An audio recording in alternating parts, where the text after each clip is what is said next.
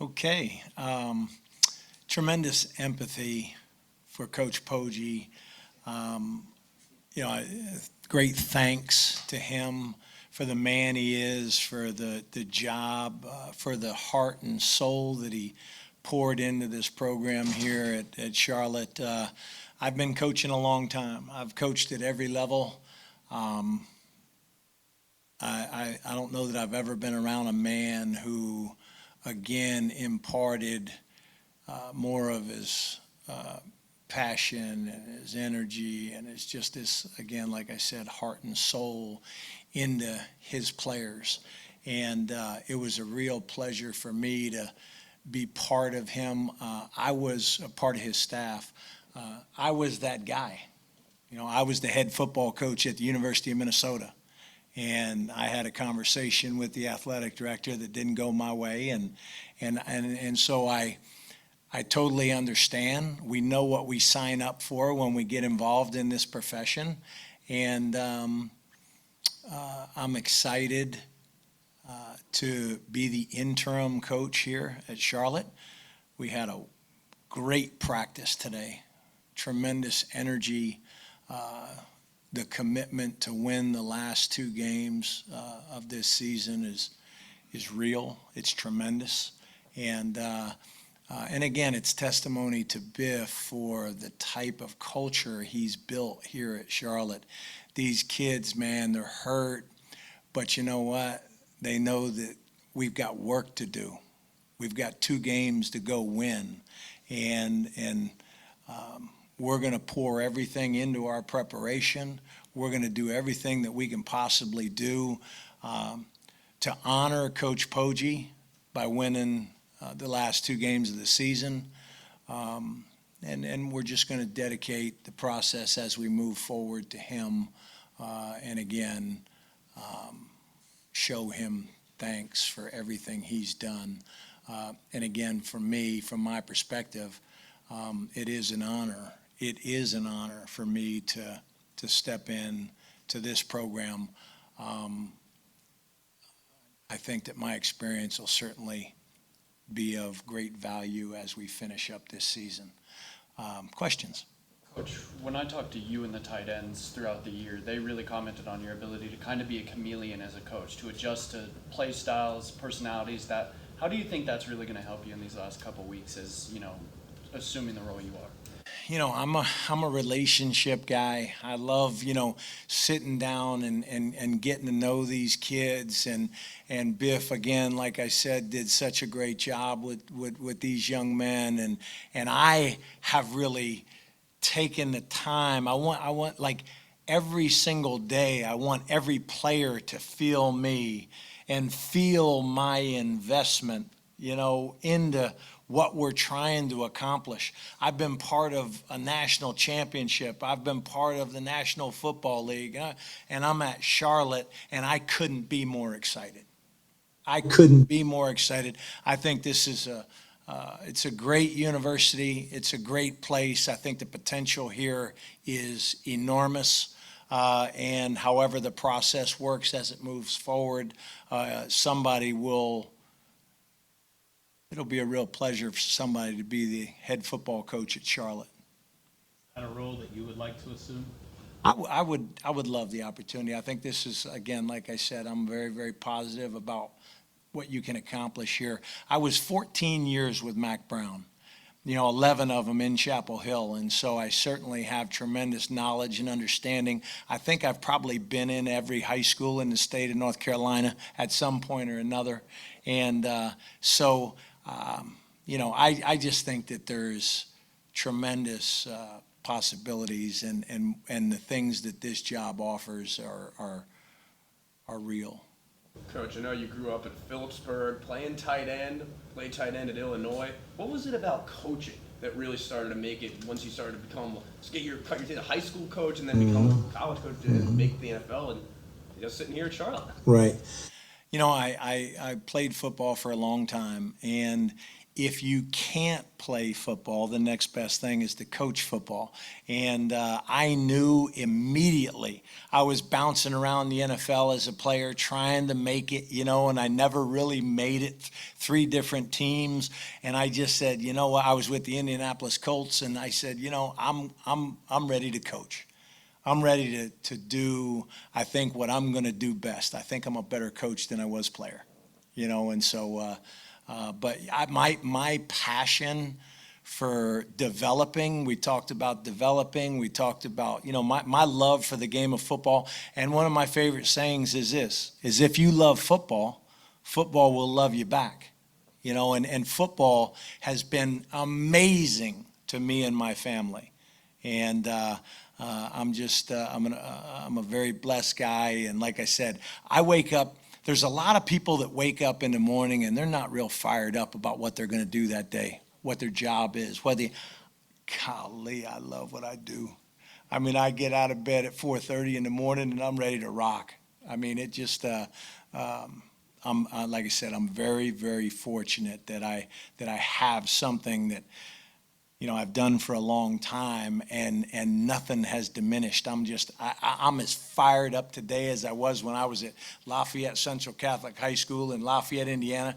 I had 23 on my varsity football team. There was 97 students in 4 grades, and so, and I loved it there. I had a nun who sat in my class and, critiqued me all the time, and I said, I'm trying to win football games. I want to see your lesson plan. Okay. Could you talk a little bit about that team meeting last night? Maybe what was said and what the reaction was among players? Yeah, it was, as you would expect, very, very emotional.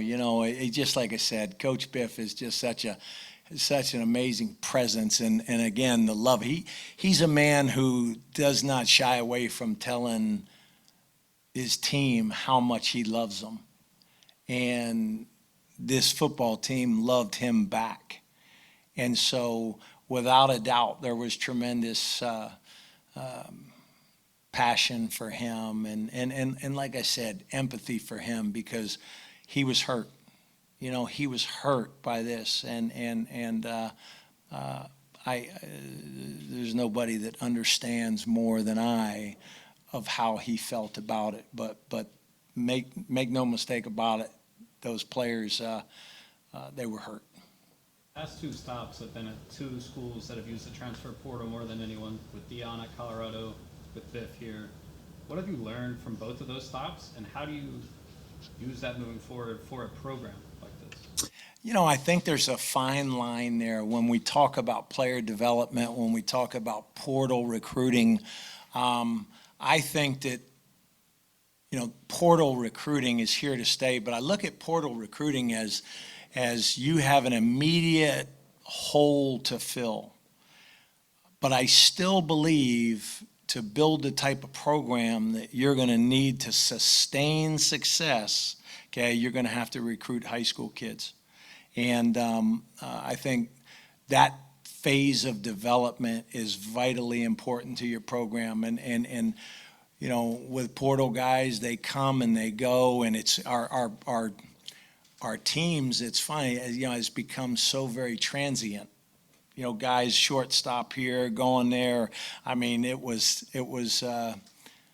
very enlightening to me, the process with Coach Prime at Colorado, and then we obviously did a fair amount of portal recruiting here, and we were able to help our football team in some areas where we needed help. But make no mistake about it, we've got to.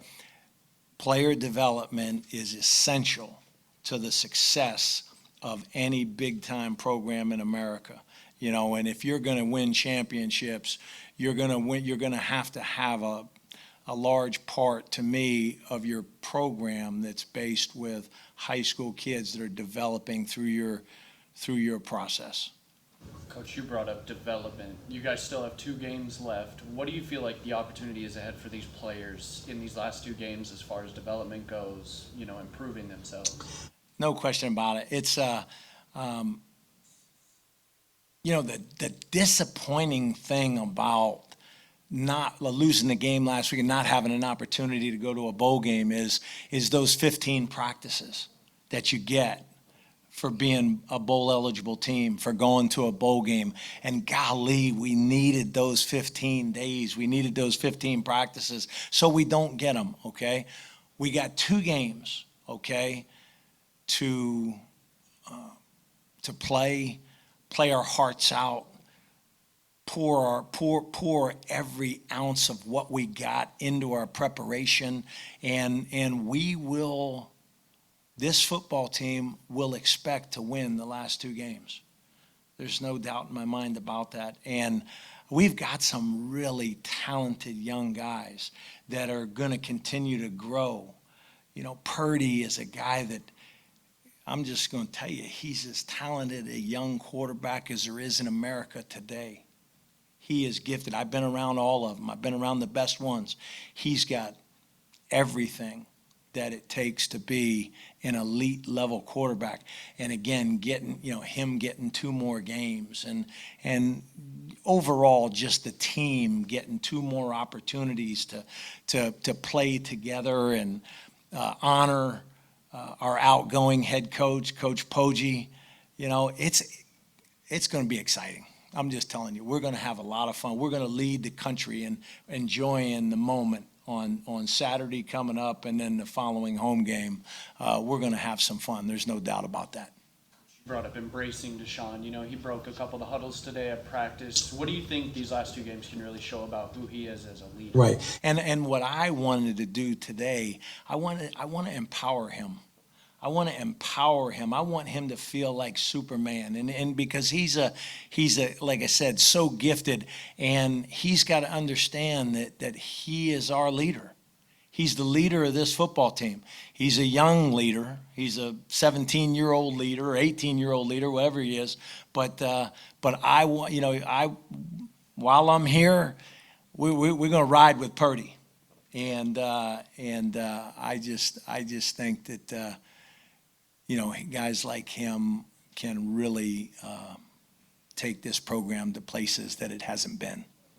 As you prepare for this week's game, and you talked about the emotions of Biff leaving and the care that everybody had for him and he had for them, how do you channel that emotion into the game plan? Because we're still talking about 17, 18, 19-year-old kids, and the emotions get off the charts and they get away from the game plan. That's right. And I think that's where my experience as a coach and as a leader of men will help us stay focused, keep the main thing.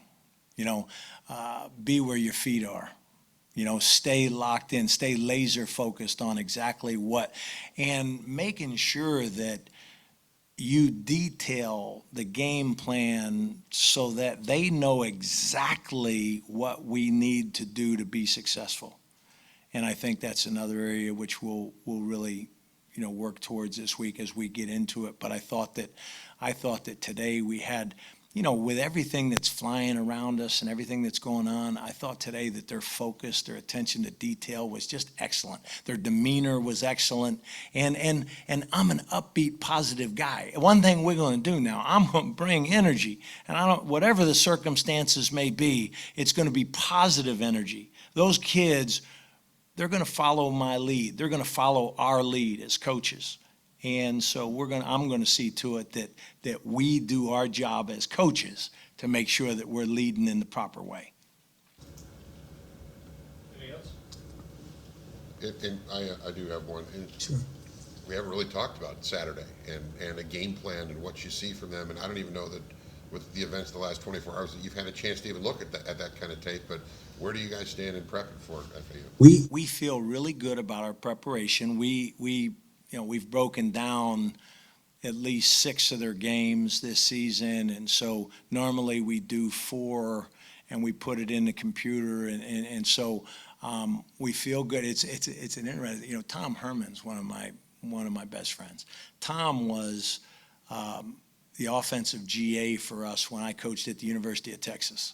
And so it's funny, yesterday afternoon, we're texting back and forth, and I told him, I said, I'm sorry, that what happened with you at Florida Atlantic. And And then I get a text from him last night saying, well, I'll be, Brew. Now you're the head coach at Charlotte, so anyhow, we'll have a great idea. We feel really good about our scouting of Florida Atlantic. Their defensive coordinator, who was there, then left. Now he's back. Okay, so I think we've got a good feel for what he wants to do, what he likes to do, and so we'll have our guys ready to roll.